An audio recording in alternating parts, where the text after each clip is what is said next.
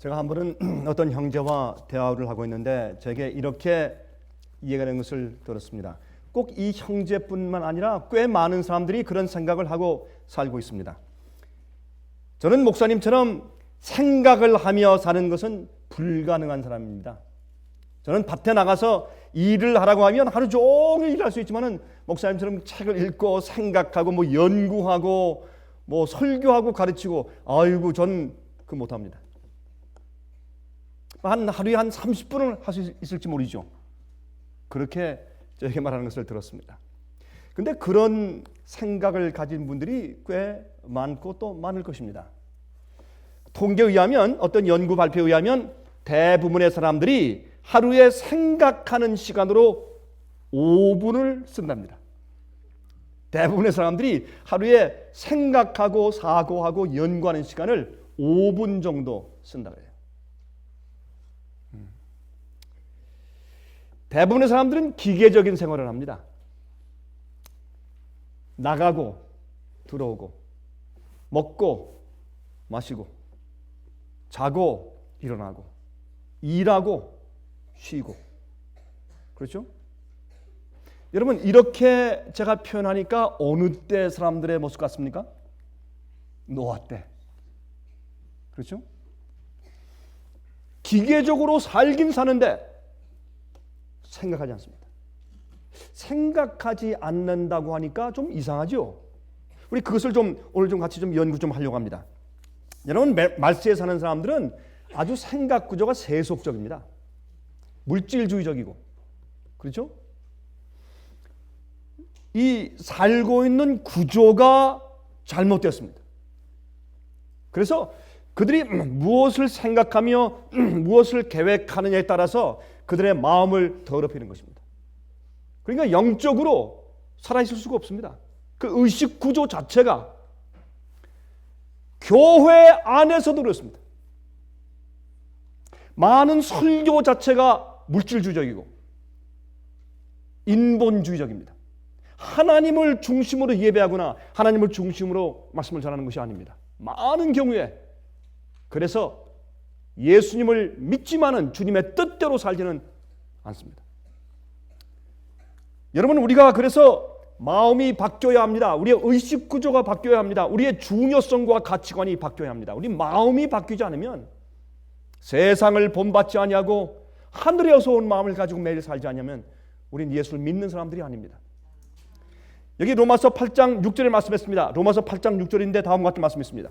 육신의 생각은 사망이요, 우리가 생각을 하지만 육신의 생각은 사망이요 영의 생각은 생명과 평안이니라. 그러면 여기에 육신의 마음이 있고 영의 마음이 있어요. 오늘 제 설교 제목이죠. 육신의 생각이 있고 영의 생각이 있는데 그것을 육신의 마음과 영의 마음이라고 합니다. 우리 마음이 무엇인가? 마음은 우리 마음 속에 판단력이 있고, 그렇죠? 분석하는 능력이 있고, 그 다음에 우리의 품성이 있고 개성이 있고, 그런 것들이 마음속에 들어있죠. 근데 이 마음속에 있는 작용이 무엇이냐면 딱 두 가지인데 우리의 생각과 느낌입니다. 이 생각과 느낌이 이렇게 합쳐지면 우리가 어떠한 존재인가라고 하는 우리의 품성이, moral character가 결정지어지죠. 그래서 우리가 어떤 의식 구조와 어떤 생각, 어떤 감정을 가지고 어떤 마음을 가지고 사느냐가 내가 어떠한 자인가 하는 문제입니다. 이거 굉장히 중요한 얘기죠. 우리는 그래서 항상 성령 하나님께서 지배하시는 마음을 가지고 살아야 합니다. 그것이 그리스도의 마음이죠. 너희 안에 이 마음을 품으라 곧 그리스도 예수의 마음이니. 성령께서 지배하시는 마음입니다. 영의 마음이죠. 그렇죠? 의식 구조가 다릅니다. 잠언 23장 7절에 말씀했습니다. 잠언 23장 7절에 말씀하기를 대저 그 마음의 생각이 어떠하면 그 위인도 그러한즉. 그렇죠? 그 마음이 어떠하냐에 따라서 그 사람이 어떠하다라고 성경은 말씀합니다. 여러분들은 어떤 생각을 가지고 사십니까? 화면 통해서 이 말씀을 듣는 분들은 여러분은 어떤 의식 구조를 가지고 사십니까? 여러분의 생각 패턴이 어떻습니까? 주로 어떤 느낌을 가지고 사시나요? 의식 구조. 생각, 마음. 그래서 우리가 마음이 바뀌어야 합니다. 거듭남은 마음이 바뀌는 것입니다. 거듭남은 우리의 육신이 바뀌는 것이 아니라 우리 마음이 바뀌는 것이죠. 의식 구조가 바뀌고 가치가 바뀌고 동기가 바뀌고 소원이 바뀌고 우리 마음이 바뀌는 것입니다. 우리 마음이. 너희 안에 이 마음을 품으라 곧 그리스도 예수의 마음이니 빌립보 2장 5절. 우리가 그 마음을 받아야 합니다. 품어야 합니다. 예수의 마음입니다. 성령께서 지배하시는 마음입니다. 이것이 없으면 예수를 믿는 사람들이 아니죠. 그래서 우리가 우리 마음 가운데 그리스도의 영이 있나를 매일 시험해 보라. 너희 안에 그리스도의 영이 없으면 너희는 그리스도의 사람이 아니라, 다시 말해서 그리스도인이 아니라, 그렇게 말씀을 하셨습니다. 근데 이제 문제는요, 이 예수의 마음, 영적인 마음은 우리가 본성적으로 가지고 태어나는 것이 아닙니다. 문제는 우리가 태어날 때 육의 마음을 가지고 태어납니다. 그래서 바꿔야 합니다. 바꿔야 합니다. 이게 우리의 이슈인데 많은 그리스도인들이 생각하기를, 이 문제는 잘 들으셔야 합니다. 많은 믿는 자들이 생각하기를 선과 악, 옳은 것과 잘못된 것과의 사이에서 우리의 선을 향한, 의를 향한, 옳은 것을 향한, 진리를 향한 욕망과 소망만 가지고 있으면 된다고 생각을 합니다. 잘못됐습니다. 여기에 큰 문제가 도사리고 있는 것입니다. 다시 말합니다. 많은 그리스도인들이 생각하기를 선과 악, 의와 불의, 옳은 것과 잘못된 것과의 사이에서 우리가 선을, 의를 향한 욕망과 소원만 우리가 가지고 있으면 된다고 생각합니다. 아닙니다. 그게 함정입니다. 아닙니다. 아무리 소원을 많이 가지고 있다고 해도 선을 향한 우리의 소원이 아무리 강력하다고 할지라도 우리의 마음의 의지가 따라주지를 않는다면, 그렇게 살기로 매일 결정하지 않는다면 속수무책입니다. 그렇죠? 욕망은 있어요. 육신이 약해요. 마음은 못 이루되 육신이 약해요. 하고 싶은데, 할 소원이 있는데 내가 내 의지로 안 되는 거는, 하고 싶지 않은 것은, 뭐 장애물은 전부 잘라버리고 자신을 부인하고 십자가를 지고 가겠다라고 하는 강력한 의지가 없는 것입니다. 소원은 있어요. 하고 싶어요.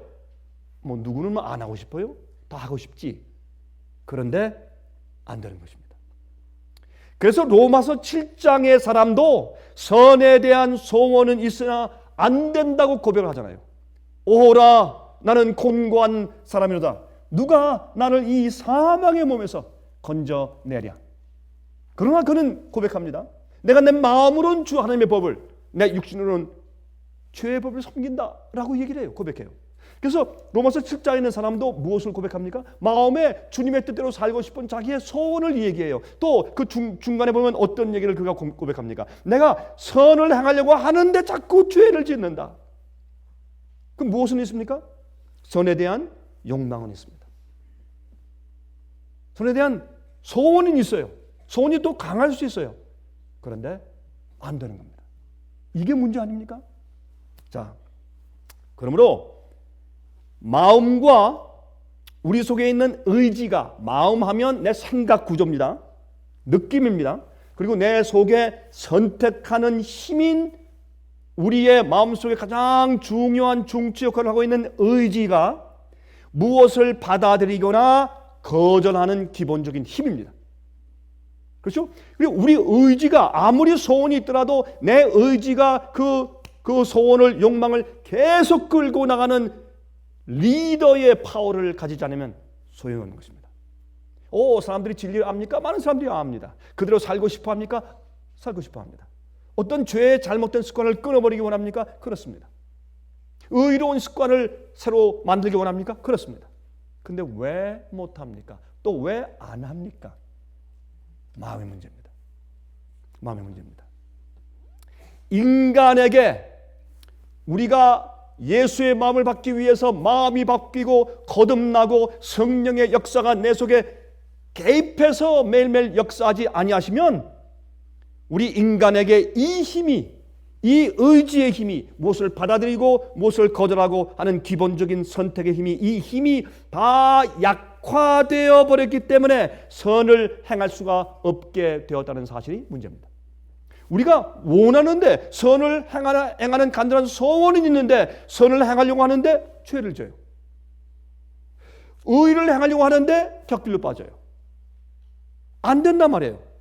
그래서 이 선을 행할 수가 없게 되는 상태가 육체의 마음을 가지고 있는 사람의 상태입니다. 우리가 이것을 이해하고서 받아들여야 합니다. 많은 사람들이 육체의 마음을 가지고 선을 행하고 의롭게 되려고 애를 쓰기 때문에 그 사람들은 안 되는 겁니다. 그게 바로 율법주의고 바리새인주의고, 그렇게 얼마 동안 가다가 그만 뒤로 넘어지고 식상하고 안 된다고 생각을 하고 그리스도 생활 가운데 기쁨과 즐거움이 없는 것입니다.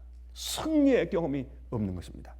거기에 문제가 있습니다. 나는 선을 행하고 의를 행할 힘이 내 육체 가운데 없다라는 것을 이해해야 합니다. 바로 이 찰나에, 이 순간에, 바로 이 문제점에 직접 개입하시는 분이 성령님이십니다.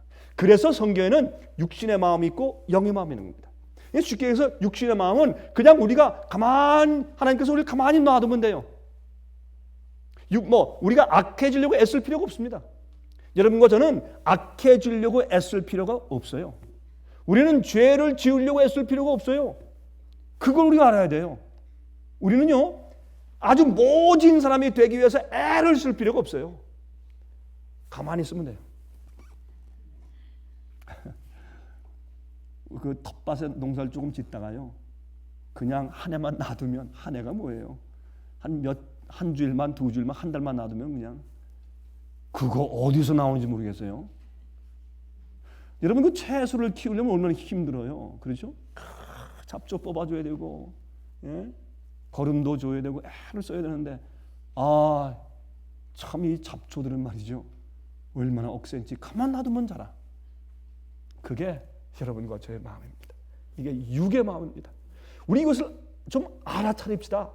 그리고 인정합시다. 우린 그저 가만히 있으면 돼요. 악하게 되려고 노력할 필요 없어요. 가만히 있으면 우리 속에서 별의별 악이 다 올라와요. 근데 어떤 분들은요, 저한테 그래요. 아유, 목사님, 그 사람은요, 특별히 목사님 보는 앞에서는 다 그렇게 잘해요. 우리 앞에는요, 마귀예요, 마귀. 그런 얘기 하는 사람들 얘기 제가 가끔 듣거든요. 근데 저는 그걸 믿기가 어려워요. 왜냐하면 저렇게 참 얌전하고 좋으신 집사님이 마귀다? 나 그거 믿을 수가 없어요. 그 이해가 안 돼요.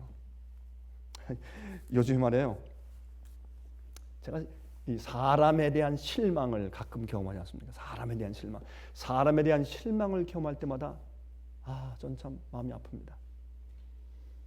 저는요, 남들이 목사님, 저 사람 믿으면 안 됩니다. 저 사람은 안 됩니다. 저 사람은 이런 사람입니다. 이제 그런 얘기를 제가 많이 듣거든요.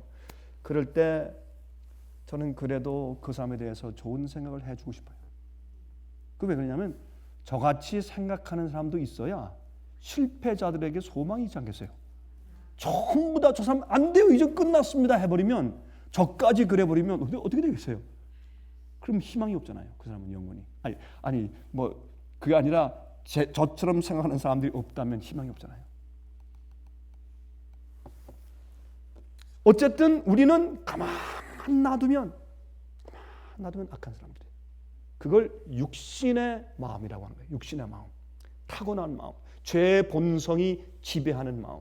성령께서 지배하심이 없기 때문에 나는 내 육체의 마음, 그 기본, 내 육체의 의식 구조에 따라서 그냥 끌려가 살 수밖에 없는 그런 상태를 육신의 마음이라고 합니다.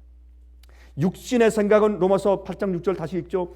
육신의 생각은 사망이요 영의 생각은 생명과 평안이라. 우리가 육신의 생각을 가지고 살면 궁극적으로 죽어요. 사망에 이릅니다. 그 사망은 무슨 사망입니까? 그냥 아파서 늙어 죽는 그 자는 것이 아니라 영원한 멸망, 사망이에요. 여러분, 그 과정에서도 점점 더 악해져. 은혜 시간이 끝난 다음에 천년기 이후에 두 번째 부활, 악인들의 부활이 있습니다. 그때 일어난 악인들은 얼마나 무서울까요? 마귀와 똑같지 않겠습니까? 그들의 얼굴 표정들이 그렇게 변했고 그들이 정말 악한 모습으로 둘째 부활에 일어나지 않겠습니까? 이 죄의 본성에 그냥 내버려 둔 사람들, 그러므로 하나님의 성령께서 우리 마음 가운데 역사하신다고 하는 것은 우리의 전부입니다. 그래서 우리가 많이 기도해야 합니다. 하나님, 내 마음을 잡아주십시오. 주의 성령을 주십시오. 성령께서 나를 주관해 주십시오. 그 기도가 우리 마음 가운데 계속적으로 일어나야 합니다. 이것이 우리의 그리스도 인생의 전부이기 때문에 그렇습니다. 거듭나고 성령의 감화에 지배되어 사는 자들은 평안을 경험하고 결국에는 영생에 이릅니다. 이것이 바로 육신의 마음과 영의 마음에 대해서 성경이 말씀해 주고 있는 것입니다. 자, 로마서 8장 7절부터 9절 읽습니다. 로마서 8장 7절부터 9절 보시면 다음과 같은 말씀이 있어요. 육신의 생각은 하나님과 원수가 되나니, 성경 말씀이에요. 하나님 말씀이에요. 이 말씀은 진리고 이 말씀은 빛이며 이 말씀 이외에 우리가 다른 의식 구조를 가질 수가 없어요. 이 주의 말씀이 선포하기를 육신의 생각은 하나님과 원수가 되나니 이는 하나님의 법에 굴복치 아니할 뿐만 아니라 할 수도 없습니다. 분명하죠. 우리가 주님의 율법에 굴복도 안 할 뿐더러 하려고 해도 할 수가 없다. 무슨 마음은? 육신의 마음은, 육신의 생각은. 그래서 우리가 타고나는 우리의 이 육체 마음은, 타고난 우리 본성은 하나님의 법에 굴복지 않을 뿐더러 할 수도 없고 또 하나님과 원수입니다. 하나님과 원수입니다. 원수는 어떻습니까? 싫은 겁니다. 지겨운 겁니다. 미워하는 겁니다. 그냥 죄송합니다. 저 꼭 해야 할 텐데 하기 싫네요. 그 정도가 아니라 미워하는 거예요. 원수예요. 증오하는 겁니다. 그게 우리의 육신의 상태입니다. 육신에 있는 자들은 하나님을 기쁘시게 할 수 없느니라.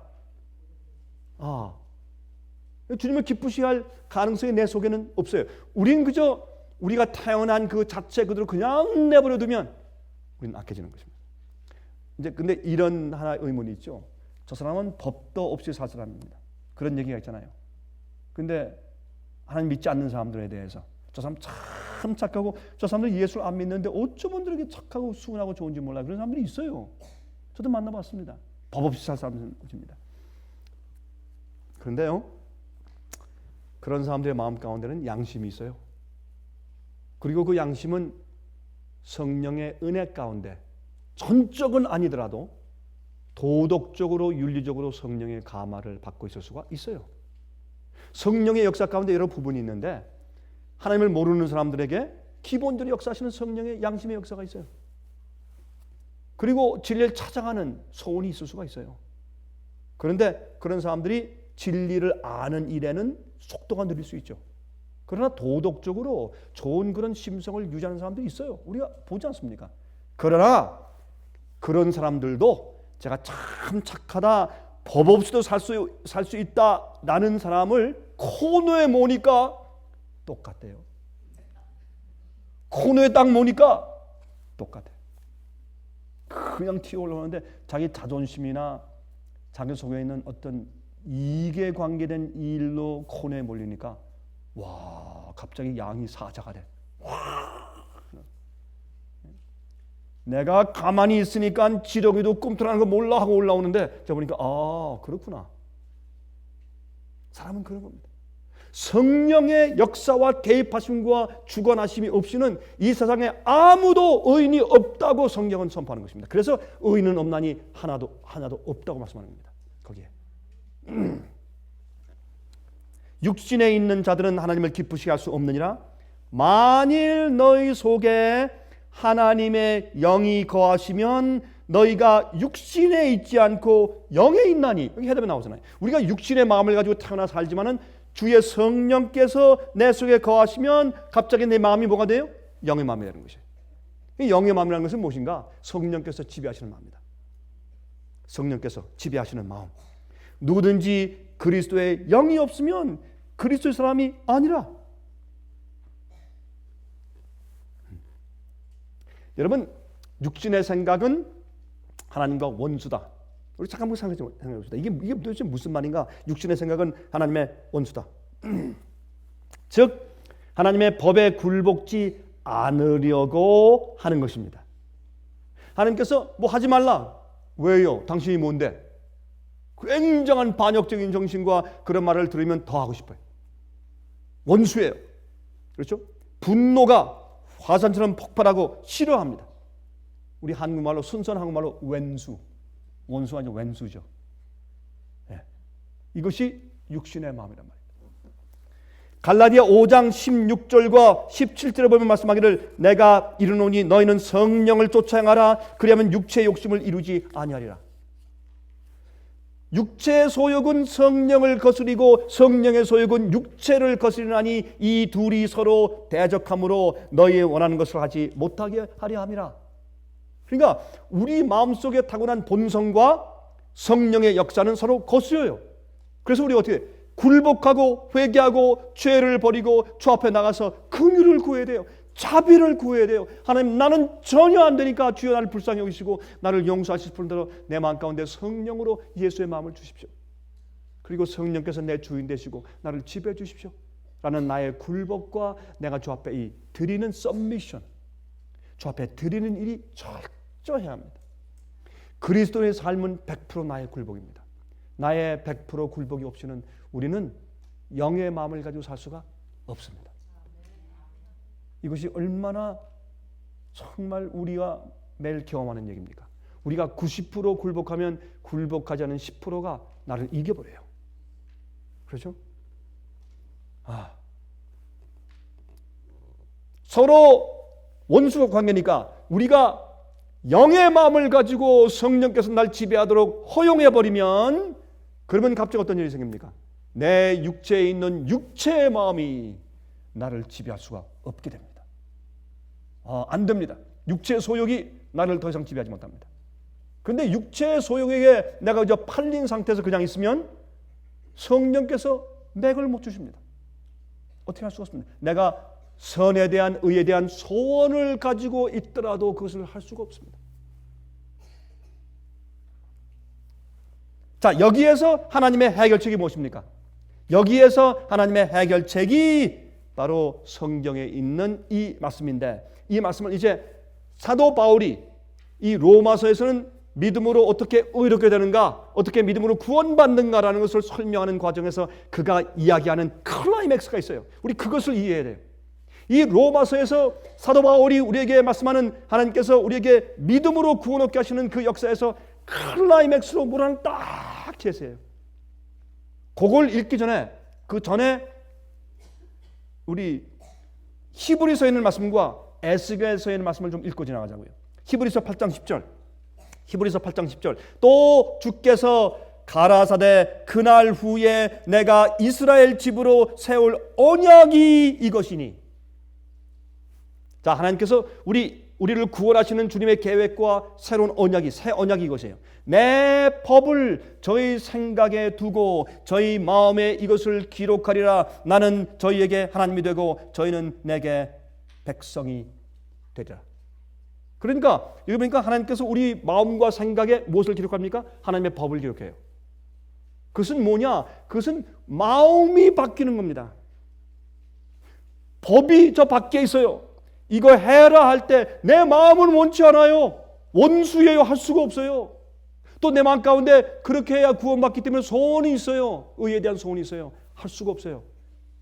그러나 하나님께서 성령을 통해서 우리의 마음 가운데, 생각 가운데, 우리의 의식 구조 가운데 당신의 법을 가져와요.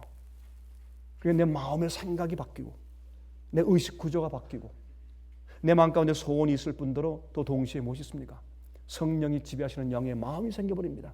내 마음속에 기록하시니까. 그러니까 하나님의 법이 두 돌비에만 있는 게 아니에요. 그것은 밖에 있는 것이요. 그렇죠? 그것이 내 마음속에 들어와 영의 마음이 되는 것이에요. 이게 하나님의 해결책이에요.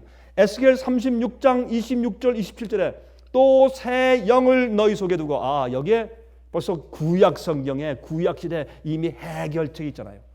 하나님의 솔루션은 달라요. 그러니까 내가 새 영을, 새로운 영을 너희 속에 두고 새 마음을 너에게 주되. 하나님의 솔루션이 뭡니까? 우리 마음 가운데 새 마음을 주시는 겁니다. 영의 마음. 영의 마음. 이게 우리의 구원의 가장 중요한 기본입니다. 우리에게 새 마음을 너에게 주되 너희 육신에서 굳은 마음을 제하고, 이게 뭐예요? 육체의 마음을 제하고, 우리가 타고난 육체의 마음 상태를 제하고 부드러운 마음을 줄 것이며 또 내 신을 너희 속에 두어. 성령을 두신다는 말씀을 또 강조하세요. 내 신을, 내 영을 너희 속에 두어 너희로 내 율례를 행하게 하리니 너희가 내 규례를 지켜 행할지니라. 성령께서 우리 마음 가운데 소원하고 할 수 있는 마음을 주시는 겁니다. 성령께서 우리의 구원에 대한 모든 필요한 것들을 공급하신 뜻입니다. 성령께서 우리에게 할 수 있는 마음을 공급하시고 할 수 있는 힘도 공급하시는 역사가 생겨요. 마음이 달라져요. 우리가 진리를 다 알고 있어요. 양심도 있고 옳은 것, 선에 대해서 다 알고 있습니다. 그러나 할 수가 없어요. 우리가 몰라서 못합니까? 여러분, 우리가 몰라서 못해요? 아니죠. 알지만 못하는 것이지 몰라서 못하는 사람들이 얼마나 돼요? 별로 없어요. 알지만 못하는 것이지. 무슨 이슈입니까? 무슨 문제입니까? 그것을 성령께서 할 수 있도록 해 주시겠다고 하는데 이것을 새 언약이라고 부릅니다. 언약은 그냥 프로미스하고 다르죠. covenant. 이것은 위에 있는 사람과 밑에 있는 사람들의 약속의 관계를 언약이라고 합니다. 그냥 약속은 아무나 서로 관계에서 할 수 있는 것이 약속인데, 언약은 왕과 신하, 하나님과 사람. 그렇죠? 이렇게 높은 사람과 낮은 사람끼리 맺는 약속을 언약이라고 합니다. 그런데 이 언약을 하나님께서 새 언약으로 바꾸시는데 그 해결책을 보니까 간단해요. 신약 성경과 구약 성경이 똑같으세요. 그 해결책은 뭐냐면 우리 마음을 바꿔주신다는 것입니다. 우리 마음을 바꿔주어서 성령께서 왕이 되게 하신단 말입니다. 자, 그러니까 그렇게 하기 위해서 나를 쳐서 복종시키고 따라가는 데는 누가? 내 의지가. 내가 날 굽혀야 됩니다. 두 번째, 내 마음을 주께서 바꾸시고 수술하시고 성령께서 내 마음의 보좌에 앉으셔서 나의 왕으로 내 마음의 의식 구조를 이끌어 나갈 수 있도록 매일매일 허용하는 일도 내 의지가 저 앞에 굴복하는 것입니다. 그래서 보니까 주님의 이 놀라운 구속의 역사, 구원의 약속을 이룰 수 있는 것은 나의 100% 철저한 굴복밖에 없는 것을 우리가 다시 알게 됩니다. 나의 굴복. 나를 쳐서 복종시키는 것, 반석에 떨어져서 깨지는 것. 여기서 말해요. 자, 이제 바울이 말한 그 클라이맥스 좀 가보십시다. 바울이 말한 그 클라이맥스. 로마서에서 믿음으로 구원을 얻는다고 설명하고 있는 로마서가, 바울이 그 로마서의 클라이맥스에 가가지고 무엇을 말하는가? 이것을 말하려고 로마서 1장부터 7장에 있는 거예요. 그리고 로마서 8장에 와서 그 클라이맥스에 올라가서 소리를 지르는데 로마서 8장 4절에 가면 이렇게 말씀하고 있어요. 로마서 8장 4절에 육신을 쫓지 않고 그 영을 쫓아 행하는 우리에게, 다시 말해서 육신의 마음을 대로 하지 아니하고 영의 마음을 받은 그 사람, 거듭난 사람들에게 율법의 요구를 이루어지게 하려 하심이라. 이것이 로마서에 있는 해결책이고 클라이맥스예요. 믿음으로 구원받는다. 이 율법주의자들아, 이 바리새인들아, 유대인들아, 행함으로 구원받으려고 애쓰는 사람들아, 육신의 마음을 가지고 그래도 그 마음을 가지고 애를 쓰면서 의를 이루려고 하는 자들아, 이 답답한 자들아, 그게 아니네. 그게 아니라 여기에 그 영을 쫓아 행하는, 성령을 쫓아 행하는 우리에게 율법의 요구를 이루어지게 하려 하십니다. 근데 이 한국말 성경에는 조금 여기 있는 그 내용을 미스했어요. 그래서 우리가 이 말씀만 가지고는 100% 이해가 어려워요. 어떻게 말씀하세요? 영어에는 영어 읽어봅시다. 영어로 이렇게 되어 있어요. 똑같은 말씀인데 여기에는 율법의 요구를 이루어지게 그랬잖아요. 한국말에는. 근데 영어에는 that the righteousness of the law, 율법의 의를 이루려고 한다 그랬어요. 율법의 요구가 아니라, 율법의 요구가 뭐예요? 의롭게 되라는 거예요. 그러면 율법의 의는 뭐예요? 율법의 의는 높아요. 표준이 하나님의 의요. 의 자체가 하나님이니까 율법의 의예요. 그 의는 하나님의 은혜 가운데 성령께서 날 지배하셔서 그런 생각을 갖게 하시지 않으면 그것은 우리가 겉으로 그런 척하고 그저 어떤 행동으로 발림질하는 것은 안 되는 것이에요. 율법의 의를 that the righteousness of the law might be fulfilled in us. 예수 안에서가 아니라 우리 안에서 율법의 의가 이루어지게 하려 함이라. Who walk not after the flesh. 우리 육체의 마음을 따라 사는 것이 아니라 but after the Spirit. 성령을 쫓아 사는 자들에게. 이것이 클라이맥스고 이것이 하나님의 해결책이에요. 자, 주님께서 우리의 의를 어떻게 이루시는가? 성령을 이루세요. 그러니까 우리 성령을 달라고 기도 안 해야 되겠어요? 계속 이렇게 이 성령의 역사로 내 속에서 의를 이루고 율법의 의를 이루어 달라고 기도하고 받는 것을 우리가 이른비 성령이라고 합니다. Early rain. 싹이 날 때, 거듭날 때, 성장하는 과정에서 성화의 과정에서 역사하시는 성령을 받는 경험을 우리가 이 농사에서 비유된 성경이 말하는 이른비입니다. 그 다음에 다 연근 그 열매를 맛을 내기 위해서 마지막에 폭풍처럼 소나기로 내리는 그 비. 그래서 이 복음의 경험을 세상의 큰 영광의 빛으로 나가서 전할 수 있고 말씀의 파워를 주고 심지어 죽은 자까지 살리고 기적을 행하는 놀라운 파워까지 주시는 그 성령의 역사를 우리가 늦은 비라고 불러요. 마지막 추수하기 전에 내리는 늦은 비라고 성경은 말하는 것입니다. 여러분, 하나님께서 여러분과 저에게 주시는 두 가지 선물이 있어요. 하나님께서 우리에게 주시는 두 가지 선물이 있는데 첫 번째는 무엇인가? 죄를 고백하고 회개하는 자들에게 그들이 의롭다고 인정해 주세요. 인정해 주시는데 이것은 어떻게 인정해 주시느냐? 마지막에 완전하게 의롭게 된 것처럼 인정해 주세요. 아직 다 그렇게 안 됐는데 시작 싹 트는 것의 완전이나 마지막 열매의 완전이나 완전은 완전이니까 어떻게 인정해 주는가? 열매를 충실히 맺은 마지막 의로운 것처럼 처음에 인정해 주세요. 그게 칭의예요. 의롭게 칭해 주시는 것이에요. 마음을 거듭나게 하며 의로운 마음을 갖도록 해 주시기 때문에 예수의 마음을 주시기 때문에 마음이 바꿔져요. 생각과 의식 구조가 변합니다. 이제 주인이 달라져요. 성령께서 주인이에요. 이 의롭게 하시는 주의 역사를 첫 번째 선물로 주세요. 의롭게 하시는 선물이에요. 의롭다고 인정해 주시는 선물이에요. 두 번째 선물이 무엇인가? 두 번째는 우리가 하나님의 자녀가 되어서 거듭나면 우리 마음속에 하나님의 법을 기록해 주세요. 마음이 바뀌어져 버려요. 그렇죠? 이제는 주님을 기쁘시게 할 수가 있어요. 과거엔 안 됐어요. 율법을 싫어했어요. 원수했어요. 이젠 주님의 뜻대로 살고 순종하는 것이 좋아져요. 마음의 의식 구조가 달라졌어요. 예? 하나님의 마음이 생겨요. 하나님의 명령을 사랑하게 되는 마음이 생겨요. 주의 율법을 사랑하게 돼요. 순종하는 것이 문제가 안 돼요. 더 이상 짐이 되지 않아요. 하나님의 은혜와 사랑을 깨닫고 알게 되기 때문에 주님을 따라 사는 것이 쉬워져요. 두 가지의 선물 주세요. 하나는 우리를 의롭게 하시고 두 번째 새로운 마음을 주시면서 성령을 주세요. 의롭다고 선포하시고 마음을 바꿔주시고 성령을 주세요. 이것이 하나님께서 우리를 구원하시는 주님의 해결책입니다. 솔루션이에요. 이걸 우리가 받아야 돼요. 이걸 우리가 받아야 합니다. 그렇죠? 이렇게 계속적으로 매일매일 주님께서 피를 주시는 것처럼 나누어 주시는 성령의 역사를 받으면 율법의 의가 내 속에서 이루어져 나가는 것입니다. 이것이 의로운 삶이고 성화예요. 여러분 보세요.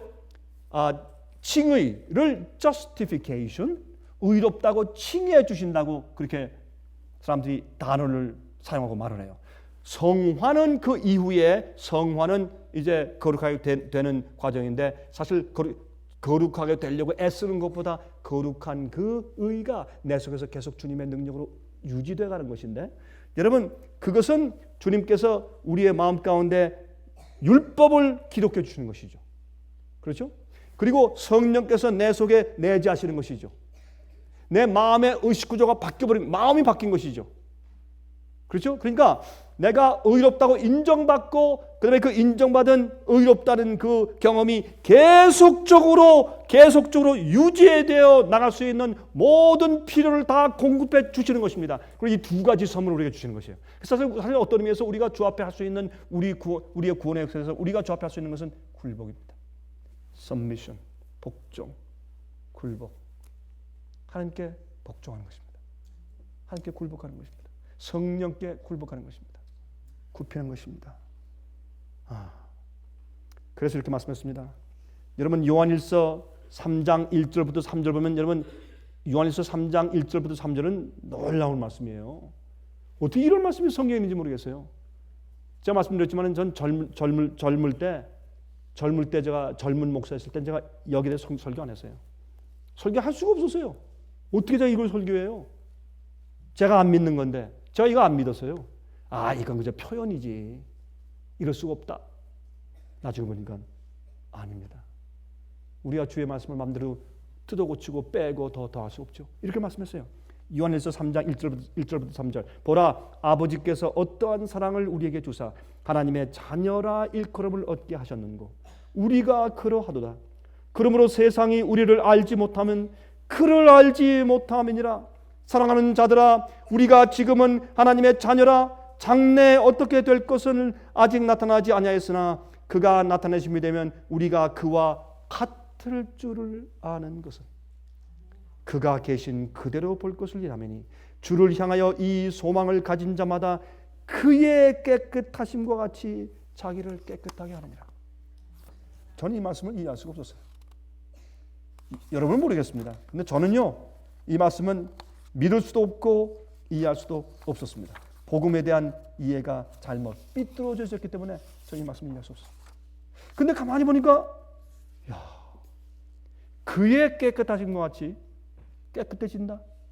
세상에 이런 게 어디 있어요? 예수님께서 깨끗하신 것처럼 깨끗해진다? 여러분 이게 가능합니까? 이게 가능합니다. 우리가 하는 게 아니라 마음이 바뀌어지고 예수의 마음이 생기고 성령께서 내 속에서 역사하시기 때문에 근데 이거는 우리가 믿음으로 믿어야 돼요. 그리고 우리가 정말 신비한 성령의 역사를 우리 마음 가운데 경험하는 수밖에 없어요. 그것은 이론도 아니고 그것은 어떻게 보여줄 수도 없는 거예요. 이거는 그렇죠? 신비한 역사요. 경건의 비밀이요. 경건의 비밀.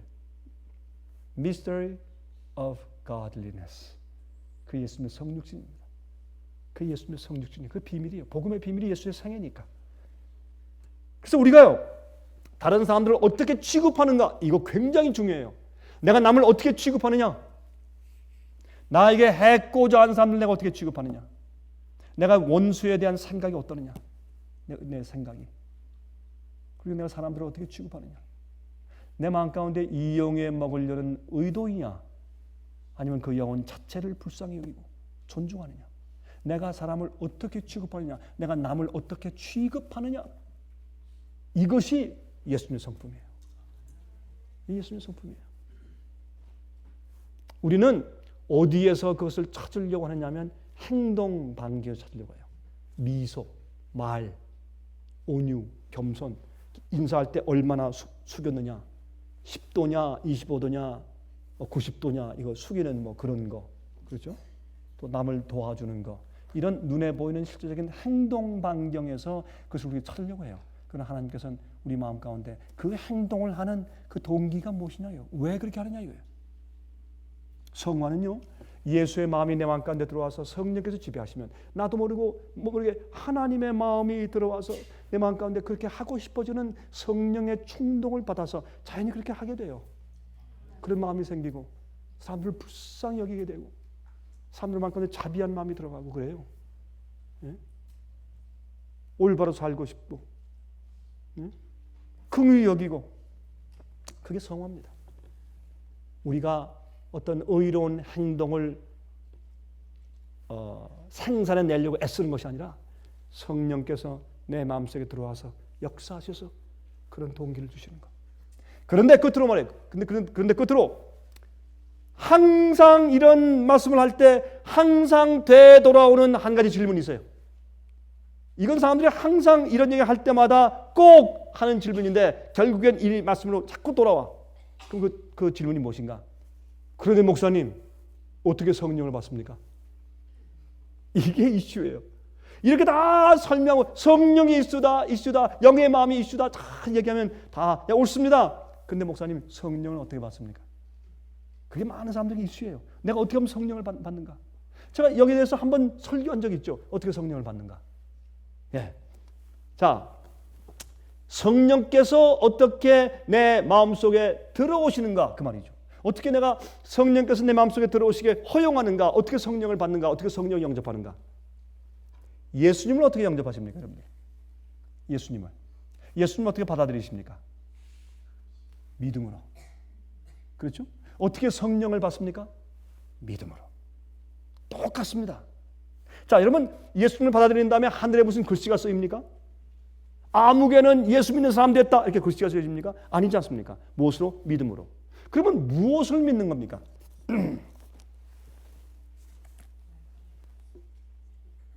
참 간단하죠? 말씀. 여기에 기록된 하나님의 약속. 여기에 기록된 빛. 하나님의 말씀. 예수님이 하나님의 아들이고 하나님 아버지 여호와 동등 되신 분이란 말이에요. 그것을 우리가 믿는 것입니다. 최근에 제가 한 분과 함께 지금 그 대화를 하면서 이메일 주고받으면서 서로 토론하는 가운데 하나가 뭐냐면 창조가 순간적이냐 이게. 창조가 하나님께서 사자를 만들고 곰을 만드시고 기린을 만들고 토끼를 만들고 고양이를 만들고 개를 만드시고 하늘에 나는 새를 만드시고 이런 엄청난 일들이 여러분 하루에 이루어졌다고 믿으세요? 예? 아, 왜 갑자기 또 조용하신가? 갑자기 창조에 대해서 의심이 들어왔어요? 하나님께서 그 기가 막힌 동물들을 종류대로 그 털, 그 무늬, 모습, 그 오장육부 모든 것을 각종 동물들을 여러분 창세기 보시면 하나님께서 동물들을 만드실 때 뭘로 만드셨어요? 흙으로 빚으셨어요. 흙으로 빚어서 동물들을 만드셨는데 그 엄청난 일을 24시간인 하루에 끝내셨어요? 그것이 창조를 믿는 우리의 믿음이에요. 우리의 믿음, 예수를 믿는 믿음은 거기서 출발해야 합니다. 이것이 삐뚤어져 버리면 큰일입니다. 하루. 하나님께서 말씀하실 때 하나님께서 말씀하심에 섰고 이게 믿음입니다.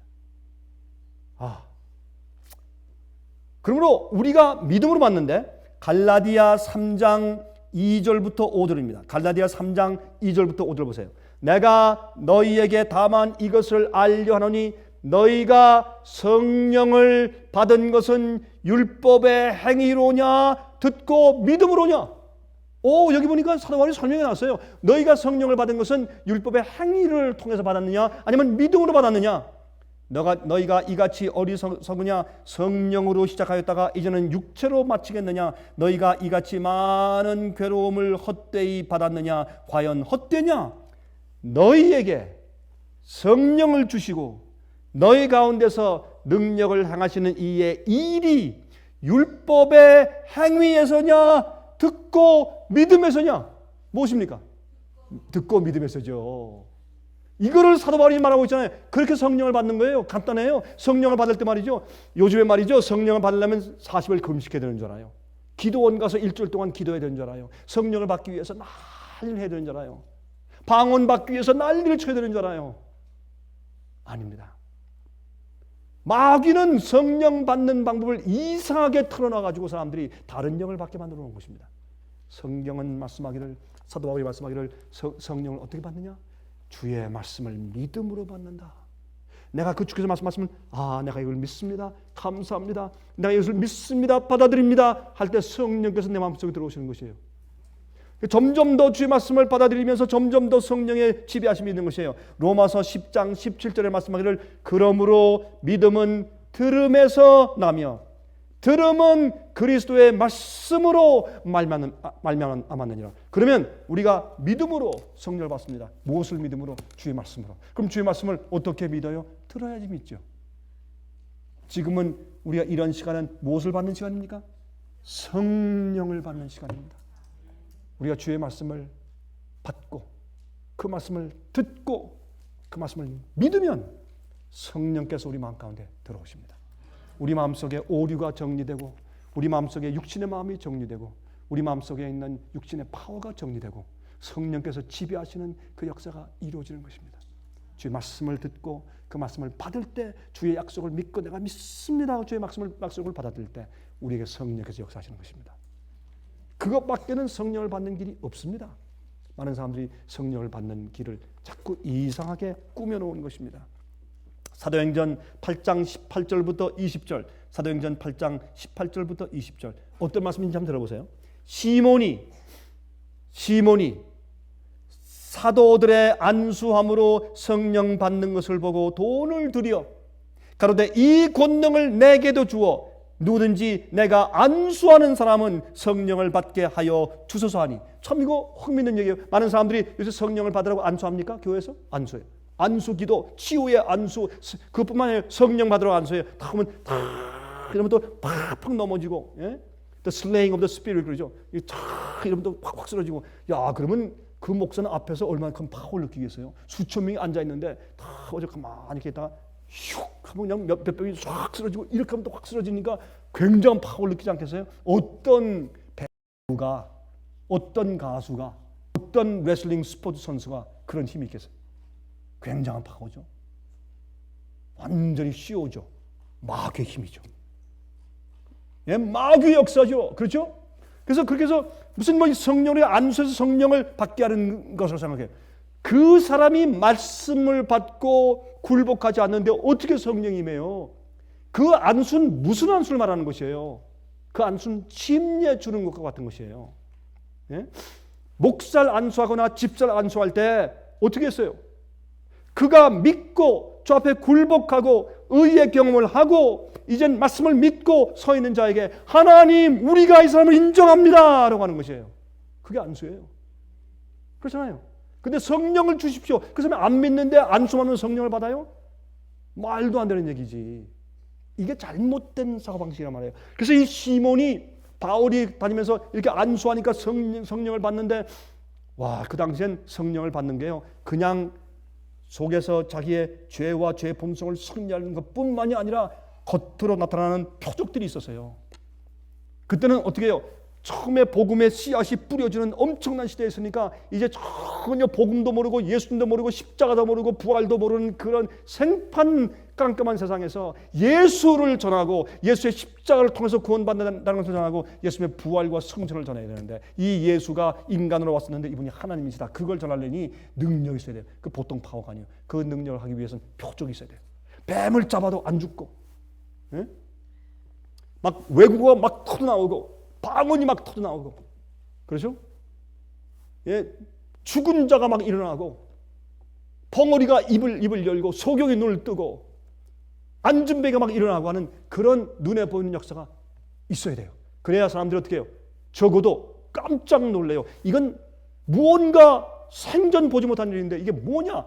이 능력은 하늘에서 하나님께로부터 온 것인데 하나님 창조주다. 그 하나님이 우리를 구하시기 위해서 아들을 보내셨는데 그분이 우리 죄를 지셨다. 그분을 믿는 것이 구원이다. 나는 복음의 씨앗을 뿌리기 위해서 표적이 생기지 않으면 안 돼요. 그 당시에. 그래서 하나님께서 표적을 주신 거예요. 그때 안수할 때 표적이 생겼어요. 이걸 갖다가 요즘 시기에 그냥 일반적으로 적용시켜가지고 전부 다 표적 역사를 하려고 사람들이 애를 쓰는 것입니다. 여러분이시여, 그 역사는 어떻게 옵니까? 복음이 이해되고 체험된 다음에 앞으로 늦은 비의 역사가 임할 때 표적이 생기는 것이에요. 주의 참 백성들에게 표적이 오는 것이에요. 그런데 보세요. 베드로한테 와가지고 이 바울이 아니고 베드로죠. 베드로한테 와서 말이죠. 시몬이 나한테 그 권능을 좀 파십시오. 내가 돈 주겠습니다. 그러니까 베드로가 가로되 내가 하나님의 선물을 돈 주고 살 줄로 생각하였으니 내 은과 내가 함께 망할지어다. 그렇게 말씀했어요. 여러분께서 성령은 무엇입니까? 하나님께서 주시는 선물입니다. 선물입니다. 우리는 선물을 받아야 합니다. 이것이 우리의 구원입니다. 이것이 구원입니다.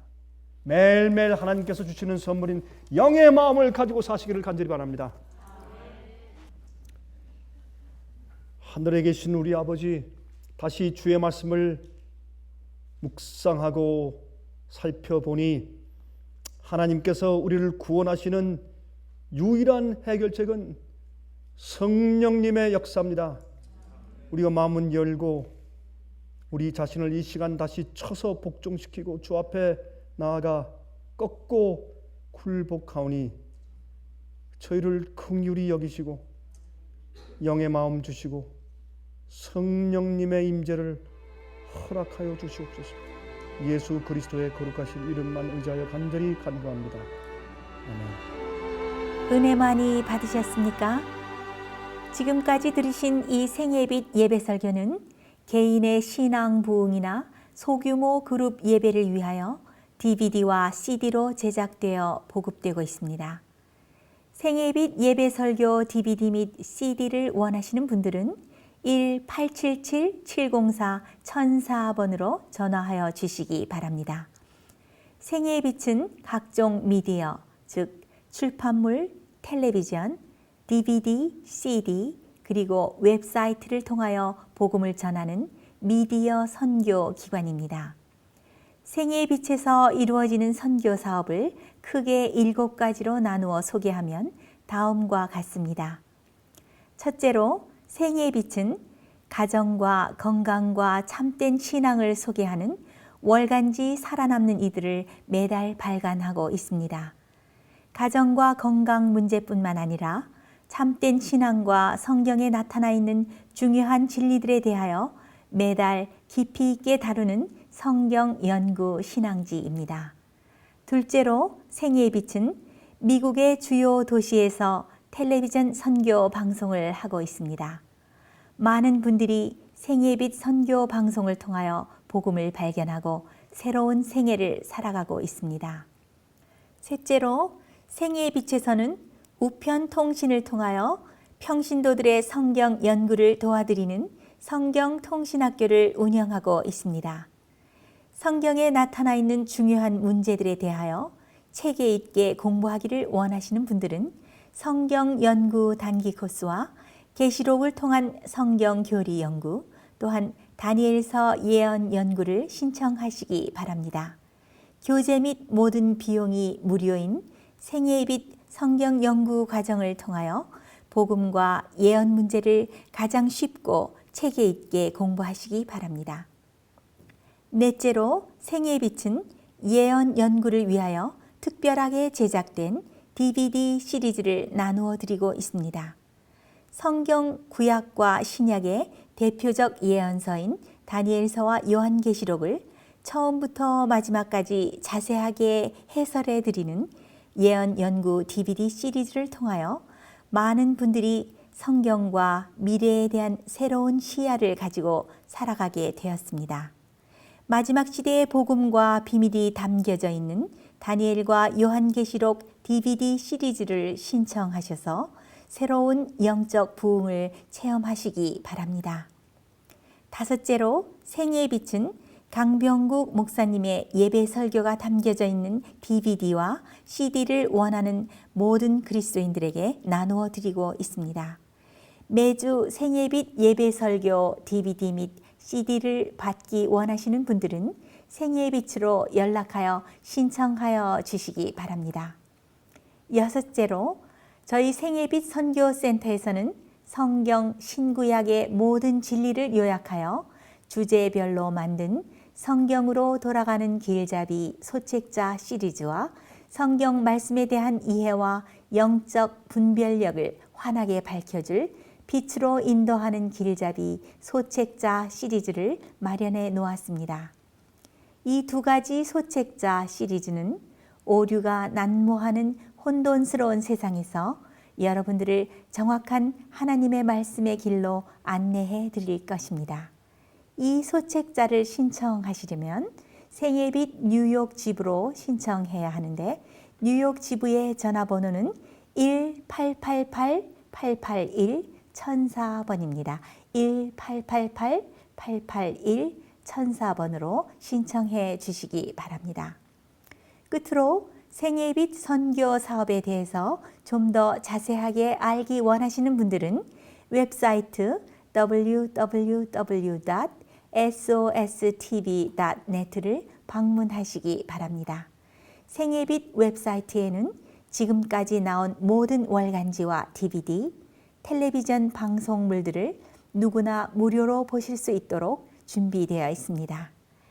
지금까지 소개해드린 생애빛 선교 교재 중에서 원하시는 책자나 DVD가 있으시면 무료 전화 1-877-704-1004번, 1-877-704-1004번으로 신청하여 주시기 바랍니다.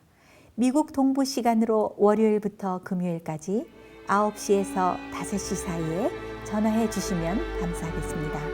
그럼 다음 시간까지 안녕히 계십시오.